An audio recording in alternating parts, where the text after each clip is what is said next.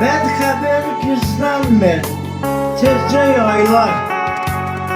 Gedənlər bir daha geri qayıtmır. Səni də itirən tezcə oyana rəhmətlik deyərlər, qayın qardaşım. Sənin də ay Tahir ömrün dayandı. Bu dünya qapandı, yuxun ayandı. Xəbərin oxunub, sənin sırandı. Məkanın cənnətdir, qayın qardaşım. Bacılar ağlayıb, sinə dağlayır. Dərya dəniz kimi hələ çağlayır. Göz yaşı yanaqda qara bağlayır. Bacılar mərfətdir, qayın qardaşım.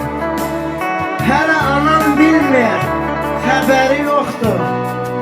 Qocalıb halı pis, dərdi də çoxdur. Taqəti yorulub, hava soyuqdur. Məkanın rəhmətdir, qayın qardaşım. Allahın rəhməti sənə də olsun.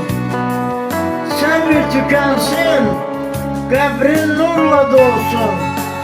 Tahir adı itməsin, əbədi qalsın. Allahın rəhməti cənnətin olsun, qəbrin nurla dolsun.